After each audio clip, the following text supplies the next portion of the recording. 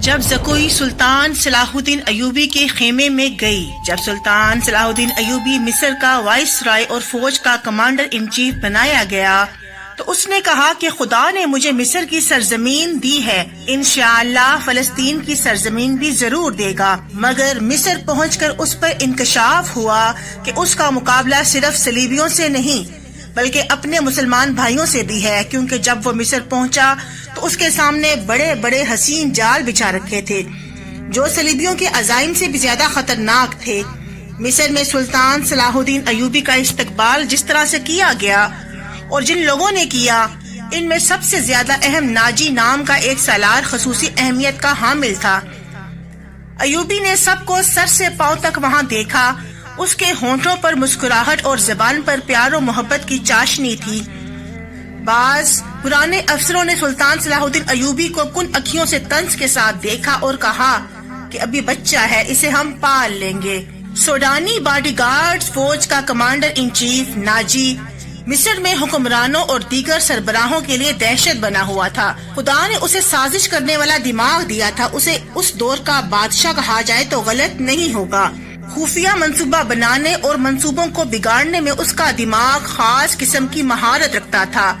اس نے سلطان صلاح الدین ایوبی کو دیکھا تو اس کے چہرے پر بالکل اسی طرح مسکراہٹ آ گئی جس طرح کمزور سی بھیڑ کو دیکھ کر بھیڑیے کے دانت نکل آتے ہیں۔ ایوبی اس انسان کی زہر خند مسکراہٹ کو سمجھ نہ سکا۔ اس کے لیے سب سے زیادہ اہم آدمی ناجی ہی تھا، کیونکہ وہ 50,000 باڈی گارڈز کا کمانڈر ان چیف تھا اور سلطان صلاح الدین ایوبی کو اس فوج کی بہت زیادہ ضرورت تھی۔ جب سلطان صلاح الدین ایوبی مصر ناجی کے محل پہنچا تو تیزی سے دروازے کے اندر چلا گیا۔ ایک وسیع کمرہ تھا، میز رکھی تھی جس پر رنگا رنگ پھول بکھیرے ہوئے تھے اور ان کے اندر بڑے بڑے برتنوں میں بے شمار انواع و اقسام کے کھانے موجود تھے۔ روسٹ کیے ہوئے بکروں کے بڑے بڑے ٹکڑے، سالم مرغے اور جانے کتنے قسم کے کھانے سجے ہوئے تھے۔ سلطان صلاح الدین ایوبی نے رک کر کہا، کیا مصر کا ہر ایک فرد، ہر ایک باشندہ اسی قسم کا کھانا کھاتا ہے؟ تو نائب نے جواب دیا کہ یہاں کے لوگ ایسا کھانا سوچ بھی نہیں سکتے، کھانا تو بہت دور کی بات ہے۔ تو اس کے جواب میں ایوبی نے کہا، تم سب کس قوم کے فرد ہو؟ سلطان صلاح الدین ایوبی نے پوچھا، کیا ان لوگوں کی قوم الگ ہے جو ایسا کھانا کھانے کے خواب بھی نہیں دیکھ سکتے؟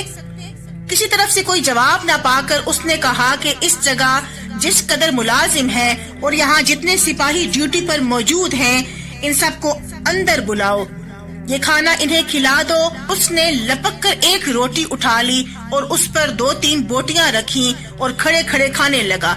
نہایت تیزی کے ساتھ پوری روٹی کھا کر پانی پیا اور باڈی گارڈ کے کمانڈر ناجی کو ساتھ لے کر اس کے کمرے میں چلا گیا جو وائس رائے کا دفتر تھا۔ کچھ دیر کے بعد وہ ناجی کے دفتر سے باہر نکلا اور اپنے گھوڑے پر سوار ہوا اور اینٹ لگائی اور نظروں سے اوجھل ہو گیا۔ رات ناجی کے خاص کمرے میں اس کے 2 کمانڈر جو اس کے معتمد اور ہمراز تھے اس کے پاس بیٹھے شراب پی رہے تھے۔ ناجی نے کہا، جوانی کا جوش ہے، تھوڑے دنوں میں ٹھنڈا پڑ جائے گا۔ کم بخت جو بھی بات کرتا ہے آگے سے کہتا ہے کہ رب کعبہ کی قسم صلیبیوں کو سلطنت اسلامیہ سے باہر نکال کر ہی دم لوں گا۔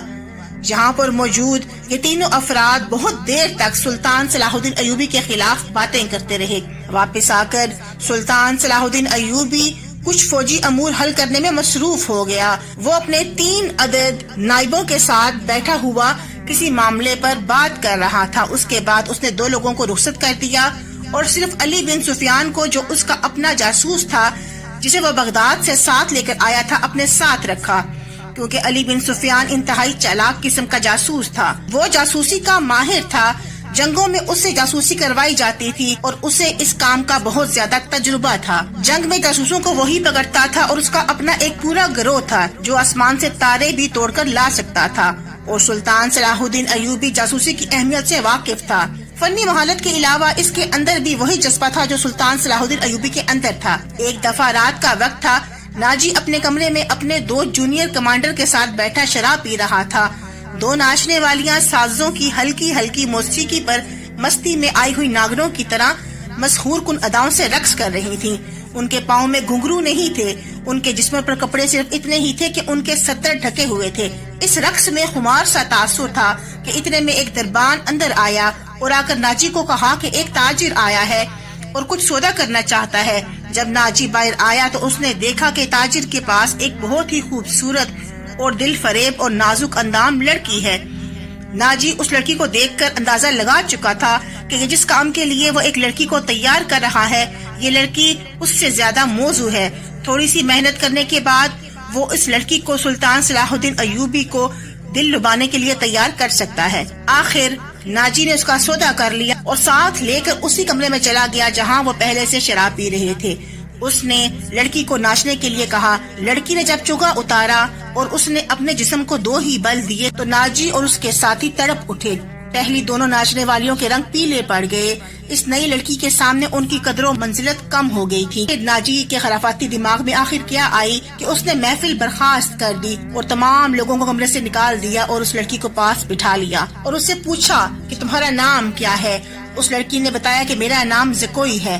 ناجی نے کہا کہ میں نے تمہارے تاجر سے جسے تمہارا سودا کیا ہے سنا ہے کہ تم کسی بھی پتھر کو پانی میں تبدیل کر سکتی ہو۔ اس لڑکی نے کہا کہ ہاں میں ایسا کمال کر سکتی ہوں۔ تو ناجی نے کہا کہ تمہیں سلطان صلاح الدین ایوبی کے ساتھ ایسا ہی کرنا ہے، اسے پانی میں تبدیل کرنا ہے کیونکہ وہ ایک سرد پتھر ہے۔ اگر تم ایسا کر لو گی تو اس کے وزن جتنا سونا تمہارے قدموں میں رکھ دوں گا۔ زکوئی نے کہا کیا وہ شراب پیتا ہے؟ ناجی نے کہا نہیں، وہ شراب اور ناچ گانا اور تفریح سے دور رہتا ہے۔ وہ ان تمام چیزوں سے اتنی ہی نفرت کرتا ہے جتنی ہر مسلمان خنزیر سے کرتا ہے۔ آخر وہ رات گزر گئی اور اس کے بعد کئی راتیں گزری اور سلطان صلاح الدین ایوبی اپنے انتظامی امور میں مصروف ہو گیا کہ کچھ دنوں کے بعد ناجی نے اسے پیغام بھیجا کہ وہ اسے اپنے ہاں ملاقات کے لیے اور دعوت پر بلانا چاہتا ہے اور اس کے آنے کی خوشی میں ایک خوبصورت رقص و سرور کی محفل بھی رکھنا چاہتا ہے۔ تو اس سوال کے جواب میں سلطان صلاح الدین ایوبی نے پیغام بھیجا کہ وہ اس کی محفل پر ضرور آئے گا اور جس قسم کی وہ تیاری کرنا چاہتا ہے وہ کر لے، اسے منظور ہے۔ جب سلطان صلاح الدین ایوبی کی فوج میں یہ بات پہنچی کہ اس نے ناجی کی دعوت کو قبول کر لیا ہے اور ناجی تقریب میں رقص و سرور کی محفل بھی منعقد کرے گا، تو تمام لوگوں میں ایک ہی کیفیت پیدا ہوگی کہ آخر سلطان صلاح الدین ایوبی کیا کرنا چاہتا ہے اور اس نے اس طرح کی محفل کو کیوں قبول کیا۔ اس دوران ناجی نے زکوئی کو سلطان صلاح الدین ایوبی کو اپنے دام میں پھانسنے کے لیے تیار کر لیا تھا، لیکن وہ یہ نہیں جان پا رہا تھا کہ مراکش کے رہنے والی یہ خوبصورت لڑکی اس کے اعصاب پر بھی سوار ہوتی جا رہی ہے۔ جس وقت سلطان صلاح الدین ایوبی اپنے باڈی گارڈ کے ہمراہ ناجی کی طرف آیا تو اس وقت ناجی زکوئی کو ضروری ہدایات دے رہا تھا۔ اس شام زکوئی کا حسن کچھ زیادہ ہی نکھرا ہوا تھا۔ اس کے جسم سے عطر کی بھینی بھینی خوشبو نمایاں ہو رہی تھی جو خمار سے تاثر دے رہی تھی، اور اس قدر باریک لباس پہنا ہوا تھا کہ جسم کا ہر ایک نشیب و فراز خاص واضح ہو رہا تھا، ہر ایک چیز نمایاں ہو رہی تھی۔ آخری تائرانہ نگاہ زکوئی پر ڈالتے ہوئے ناجی نے کہا کہ ہو سکتا ہے کہ اس شخص پر تمہارے اس خوبصورت جسم کا کوئی اثر نہ ہو، لیکن کوشش کرنا کہ اسے اپنی زبان سے پھسلانا اور جو کچھ تمہیں میں نے اتنے دنوں میں سکھایا ہے تمام چیزوں کا استعمال کرنا۔ اور جب سلطان صلاح الدین ایوبی محل میں داخل ہوا تو تمام کمانڈوز سے ملا، ان سے سیاسی موضوعات پر بات چیت کی۔ جب کھانے کا دور چلا تو وہ دیکھ کر حیران رہ گیا کہ میز پر دنیا جہاں کی ہر نعمت موجود ہے۔ دو جگہ پر کھانا چنا گیا تھا، ایک جگہ پر بڑی میز جہاں پر سلطان صلاح الدین ایوبی اور کچھ اہم سیاسی لوگوں کے لیے کھانا چنا گیا تھا، اور دوسری طرف ناجی کے 2000 کمانڈوز کے لیے کھانا چنا گیا تھا جو اس وقت کھانے پر دعوت میں موجود تھے۔ جیسے ہی کھانے کا دور شروع ہوا، ناجی کے کمانڈوز کھانے شراب پر ٹوٹ پڑے، شراب کے ڈول مشکی سے سرائیاں منہ کے ساتھ لگا کر گٹا گٹ پینے لگے اور طوفان بدتمیزی برپا ہو گیا۔ سلطان صلاح الدین ایوبی نے سب کچھ دیکھا لیکن خاموش رہا، منہ سے کچھ نہ کہا اور نہ ہی منہ پر ایسے تاثرات لے کر آیا کہ کسی کو پتا چل سکے کہ وہ دماغ میں کیا سوچ رہا ہے۔ کچھ دیر کے بعد سلطان صلاح الدین ایوبی نے ناجی سے پوچھا کہ کیا یہ 2000 کمانڈوز آپ کے بہترین کمانڈوز ہیں یا بدترین کمانڈوز ہیں؟ یہ سوال سن کر ناجی ہنس پڑا اور جواب دیا کہ آپ ان کی بدتمیزی کو نہ دیکھیں، یہ میرے بڑے ہی بہترین کمانڈوز ہیں جو دوران جنگ آپ کی حفاظت کے لیے اپنی جان بھی قربان کر دیں گے، لیکن میں کبھی کبھار انہیں اتنی چھوٹ دے دیتا ہوں کہ وہ دنیا کی لذت کو محسوس کر لیں۔ کچھ دیر کے بعد سلطان صلاح الدین ایوبی نے اپنے جاسوس سفیان سے بات کی اور کہا کہ ہم کہتے تھے کہ سوڈانی فوجی ان کے اندر جذبہ نہیں ہے، لیکن میں تو کہتا ہوں کہ ان کے اندر کردار بھی نہیں ہے۔ آخرکار کھانے کے بعد رقص و شباب کا دور چلا تو تمام کنیزیں خوبصورت لڑکیاں میدان میں پیش کی گئیں۔ زکوئی جو کہ بہت ہی خوبصورت تھی تمام لڑکیوں کی جھرمٹ میں سلطان صلاح الدین ایوبی کے سامنے پیش کی گئی۔ اسے دیکھ کر سلطان صلاح الدین ایوبی نے ناجی کے کان میں کہا کہ یہ اتنی خوبصورت ہے، میں یقین نہیں کر پا رہا۔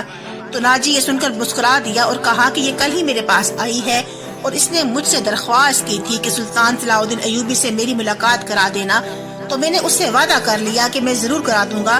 آپ ایک بڑے ہی خدا ترس اور درد مند دل رکھنے والے انسان ہیں۔ چنانچہ جب محفل برخاست ہونے پر آئی تو ناجی نے ایک دفعہ پھر سلطان صلاح الدین ایوبی سے کہا کہ میرے وعدے کی پاسداری کر لیں اور اس لڑکی سے ملاقات کر لیں۔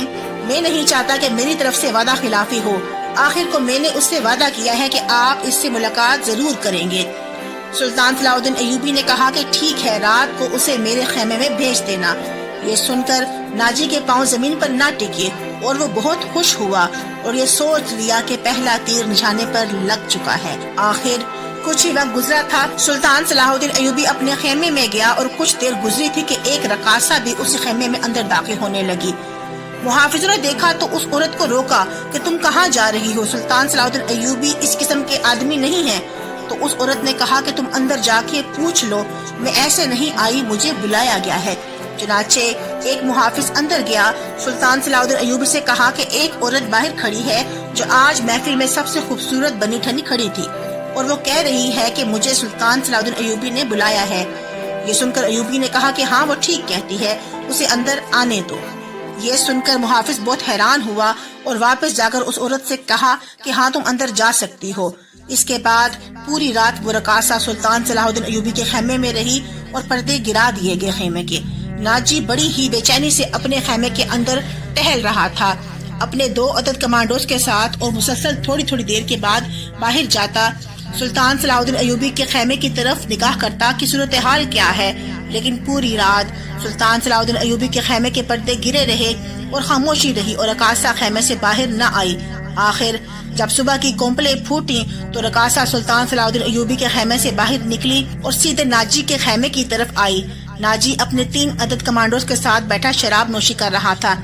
اسے دیکھ کر جلدی سے اٹھا اور اپنی گود میں بٹھا لیا اور اس سے پوچھا کہ کیا بنا، تو اس نے کہا کہ کام ہو گیا۔ تم تو کہہ رہے تھے کہ یہ پتھر کا جسم ہے، یہ تو تھوڑی ہی دیر میں موم ہو گیا۔ ناجی نے بہت ہی بے چینی سے پوچھا کہ پوری بات بتاؤ کہ کیا اس نے تمہارے جسم سے لطف اٹھایا؟ تو اس نے کہا کہ اتنی جلدی تو یہ ممکن نہیں، ہاں میں نے اسے باتوں کے جال میں پھنسا لیا ہے، آہستہ آہستہ جسم تک بھی لے آؤں گی۔ اس کے بعد ناجی نے زکوئی سے پوچھا کیا اس نے میرے بارے میں کوئی بات کی؟ تو زکوئی نے جواب دیا ہاں، تمہارے متعلق پوچھا ناجی کیسا انسان ہے، تو میں نے اسے جواب دیا کہ روئے زمین پر اگر کسی شخص پر اعتبار کرنا چاہتے ہو تو وہ ناجی ہے جو تمہارے اعتبار پر پورا اترے گا۔ اگلے دن سلطان صلاح الدین ایوبی اور اس کے فوجی قیادت کو ناجی نے بڑے ہی شان و شوکت اور عقیدت سے رخصت کیا۔ واپسی پر جب سلطان صلاح الدین ایوبی اپنے گھوڑے پر سوار ہونے ہی والا تھا تو اسے اس کی فوج کے ایک کمانڈر نے روک لیا اور کہا کہ محترم ہمارا فرض ہے کہ ہم مانیں اور زبانیں بند رکھیں، لیکن میرے دستے میں مایوسی اور بے اطمینانی پیدا ہو رہی ہے۔ سلطان صلاح الدین ایوبی نے پوچھا کہ کیسی مایوسی؟ کمانڈر نے کہا کہ محافظ کہتے ہیں کہ ایک فوج کو شراب پینے کی اجازت ہے تو ہمیں اس سے کیوں منع کیا گیا ہے؟ کمانڈر نے کہا اگر آپ میری اس شکایت کو میری گستاخی سمجھیں تو آپ کو اجازت ہے جو چاہے سزا دے دیں، لیکن میری شکایت سن لیں۔ ہم اپنے امیر کو خدا کا برگزیدہ انسان سمجھتے تھے اور اس پر دل و جان سے فدا تھے، مگر رات اس کے خیمے میں ایک رقاصہ گئی تھی۔ علی بن سفیان سلطان صلاح الدین ایوبی کے پاس ہی کھڑا تھا۔ اس کی بات ابھی پوری نہ ہوئی تھی کہ سفیان نے کہا تم نے کوئی گستاخی نہیں کی، غلطی بادشاہ کرے یا رعایا، سزا میں کوئی فرق نہیں ہوتا، بس تم ایک بات کا خیال رکھو کہ جس پر تم یقین کرتے ہو وہ کبھی کوئی غلطی نہیں کرے گا۔ اور اس کے پیچھے کیا حکمت عملی تھی کہ رقاصہ سلطان کے خیمے میں پوری رات گزار کر آئی تو بہت جلد تم کو معلوم ہو جائے گا، کیونکہ ریاست کے بھی کچھ راز ہوتے ہیں۔ علی بن سفیان جو کہ سلطان صلاح الدین ایوبی کا جاسوس تھا، اس نے کمانڈر کو مطمئن کر دیا تھا۔ کمانڈر چونکہ جانتا تھا کہ وہ ایک قابل اطمینان انسان ہے، اس لیے وہ اس کی بات سمجھ کر مطمئن ہو گیا اور اپنے دستے کو بھی اس نے مطمئن کرا دیا۔ اگلے روز سلطان صلاح الدین ایوبی دن کا کھانا کھا کر فارغ ہی ہوا تھا کہ اسے اطلاع دی گئی کہ ناجی ملنے آیا ہے۔ سلطان صلاح الدین ایوبی جب اس سے ملا تو ناجی بے حد فکر مند تھا اور بڑے ہی غصیلے انداز میں اندر داخل ہوا اور سلطان سے سوال کیا کہ کیا آپ نے یہ حکم دیا ہے کہ میرے 50,000 فوجی مصری فوج میں مدغم کر دی جائیں؟ اس کے جواب میں سلطان صلاح الدین ایوبی نے کہا کہ ہاں، یہ بات ٹھیک ہے، کیونکہ میں نے کل دیکھ لیا ہے کہ سوڈانی فوجی کے اندر نہ جذبہ ہے اور نہ ہی ان کے اندر کوئی کردار ہے۔ تو اس کے جواب میں ناجی نے کہا کہ اس کی ہم نے آپ سے اجازت لی تھی کہ ہم محفل رقص و سرور منعقد کریں گے اور آپ نے اجازت دی۔ بالکل تمہیں اجازت دی تھی اور اسی لیے دی تھی کہ میں تمہاری فوج کو اس کی اپنی اصلی حالت میں دیکھنا چاہ رہا تھا، جسے تم ملت اسلامیہ کی پاسداری کرنے والی فوج کہتے ہو۔ اگر تم ساتھ ملنا چاہتے ہو تو مل جاؤ، ورنہ علیحدہ ہو جاؤ، یہ سب تم پر منحصر ہے، لیکن یاد رکھنا اب تم فوج کے سپہ سالار نہیں رہے، تمہیں ایک نائب کی صورت میں کام کرنا ہوگا۔ سلطان صلاح الدین ایوبی نے اپنے جدید طرز پر تیار کردہ فوج کے ساتھ سوڈانی فوجی کو مدغم کر دیا، یعنی ہر 200 مصری فوجیوں کے ساتھ سوڈانی 20 فوجی لگائے تاکہ وہ مصری فوجیوں کی طرح اپنی اعداد و اطوار تبدیل کر سکیں اور راہ راست پر آ سکیں۔ اس کے بعد ناجی نے سلطان صلاح الدین ایوبی سے بیعت پال لیا اور صلیبیوں کا ساتھ دیا اور صلیبیوں کو کمک فراہم کرنے لگا تاکہ وہ سلطان صلاح الدین ایوبی اور اس کی فوج کو نیست و نابود کر دیں۔ اور اس تمام کارروائی کے دوران زکوئی نامی رقاصہ بھی ناجی کے ساتھ ساتھ ہوا کرتی تھی۔ کچھ دن یوں ہی گزر گئے۔ ایک دن سلطان صلاح الدین ایوبی اور علی بن سفیان کے ساتھ بیٹھا کسی مسئلے پر غور و خوض کر رہا تھا کہ گھبراہٹ میں اس کا دربان آیا اور اس نے کہا کہ اے امیر مصر، ہمارا ایک سپاہی ایک زخمی لڑکی کو لے کر آیا ہے جو کہ باہر کھڑا ہے۔ سلطان صلاح الدین ایوبی نے کہا کہ اس لڑکی کو اندر لے آؤ اور اس کو لٹا دو۔ اسی دوران لڑکی کی نحیف سی آواز آئی کہ میں اپنا فرض ادا کر چکی ہوں، تمہیں زخمی کس نے کیا زکوئی؟ علی بن سفیان نے پوچھا تو زکوئی نے کہا کہ پہلے ضروری باتیں سن لیں۔ شمال مشرق کی طرف سوار دوڑا دیجئے، 2 سوار جاتے نظر آئیں گے، دونوں کے چوکے بادامی رنگ کے ہیں، ایک کا گھوڑا بادامی اور دوسرے کا سیاہ ہے، وہ تاجر لگتے ہیں۔ ان کے پاس سالار ناجی کا تحریری پیغام ہے جو کہ عیسائی بادشاہ فرینک کو بھیجا گیا ہے۔ ناجی کی یہ سوڈانی فوج بغاوت کرے گی، مجھے اور تو کچھ معلوم نہیں، تمہاری سلطنت خطرے میں ہے۔ سلطان صلاح الدین ایوبی، تمہیں باہر سے نہیں، تمہیں تمہارے اندر یعنی کہ مسلمان بھائیوں سے خطرہ ہے، اپنی سلطنت کو بچا لو۔ یہ بولتے بولتے زکوئی کو غچی کے دورے پڑنے شروع ہو گئے اور 2 طبیب اندر آ گئے۔ انہوں نے زکوئی کا خون بند کرنے کے لیے کوششیں شروع کر دیں، اس کے منہ میں دوائی ڈالی جن کے اثر سے وہ بولنے کے قابل ہوئی تھی۔ اس کے بعد اس نے دوسری ساری باتیں سنائی، مثلا ناجی نے اس کے ساتھ دوسرے نائب نے کیا کیا باتیں کی، تمام تفصیلات سلطان کو بتا دی گئیں۔ اسی دوران زکوئی نے سلطان صلاح الدین ایوبی کا ہاتھ پکڑا اور اپنے چہرے کے پاس لے کر گئی اور سلطان کا ہاتھ چوم کر کہا، اللہ آپ کو اور آپ کی سلطنت کو سلامت رکھے، آپ شکست نہیں کھا سکتے، مجھ سے زیادہ کوئی نہیں بتا سکتا کہ سلطان صلاح الدین ایوبی کا ایمان کتنا پختہ ہے۔ پھر اس نے علی بن سفیان سے کہا کہ میں نے اپنا فرض پورا کر دیا۔ آخر میں زکوئی نے کہا کہ میرے کام کا جو بھی معاوضہ بنتا ہے وہ میرے اندھے باپ اور صدا کی بیمار ماں کو دے دینا، ان کی معذوریوں نے مجھے 12 سال کی عمر سے رقاصہ بنا دیا تھا۔ اس کے بعد زکوئی کا سر ایک طرف ڈھلک گیا اور وہ موت کی آغوش میں چلی گئی۔ زکوئی کی موت کے بعد سلطان نے حکم دیا کہ چاہے اس کا تعلق کسی بھی مذہب سے ہو پر اسے پورے اعزاز کے ساتھ دفنایا جائے۔ اس کے متعلق کہا جاتا ہے کہ وہ مراکش کی رہنے والی ایک رقاصہ تھی، کسی کو بھی معلوم نہیں تھا کہ اس کا مذہب کیا تھا، وہ مسلمان نہیں تھی، نہ ہی عیسائی تھی اور نہ ہی وہ پارسی تھی۔ جیسا کہ پہلے بیان کیا جا چکا ہے کہ علی بن سفیان جو کہ انٹیلیجنس یعنی کہ جاسوسی اور سراغ رسانی کا ماہر تھا، اسے دوسروں کے راز معلوم کرنے کے لیے کئی طریقے اختیار کرنے پڑتے تھے۔